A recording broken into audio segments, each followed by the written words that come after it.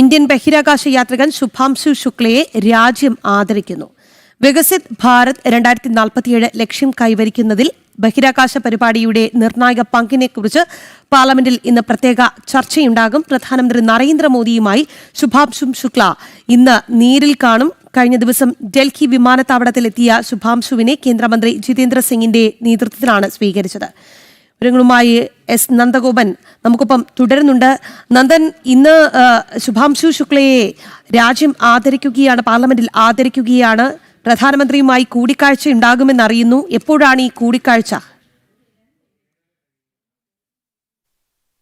ബഹിരാകാശ സന്ദർശനം കഴിഞ്ഞ് മടങ്ങിയെത്തിയ ശുഭാംശു ശുക്ലയ്ക്ക് ഇന്നലെ ഡൽഹി വിമാനത്താവളത്തിൽ വലിയ സ്വീകരണമായിരുന്നു നൽകിയിരുന്നത്.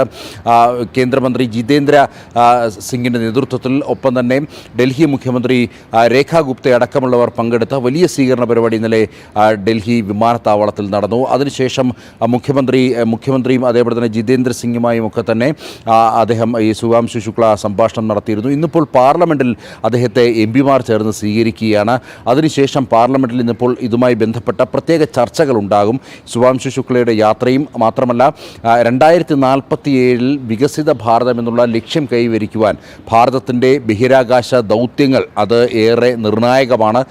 ഇത് സംബന്ധിച്ചിട്ടുള്ള വിശദമായ ചർച്ചകൾ, പ്രത്യേക ചർച്ചകളാണ് ഇന്നിപ്പോൾ പാർലമെന്റിൽ നടക്കുക. ശുഭാംശു ശുക്ല ഒരു പക്ഷേ അത് വീക്ഷിക്കുവാൻ വേണ്ടി ഇന്നിപ്പോൾ പാർലമെന്റ് ഉണ്ടാകും. ഇതിനൊപ്പം തന്നെ അദ്ദേഹം ഇന്ന് പ്രധാനമന്ത്രി നരേന്ദ്രമോദിയുമായി നേരിട്ട് കൂടിക്കാഴ്ച നടത്തുമെന്നുള്ളതാണ് അറിയാൻ കഴിയുന്നത്.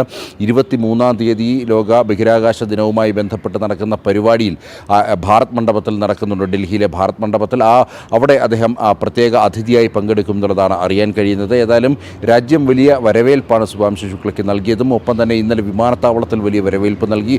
ഇന്നിപ്പോൾ പാർലമെന്റിൽ MP-മാർ ചേർന്ന് അദ്ദേഹത്തിന് വലിയ സ്വീകരണം നൽകാനൊരുങ്ങുന്നു.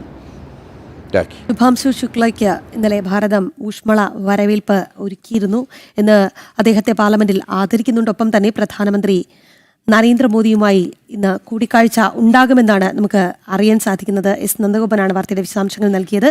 മറ്റു വാർത്തകളിലേക്ക് പോകുന്നതിന് മുൻപ് ചെറിയൊരു ഇടവേള.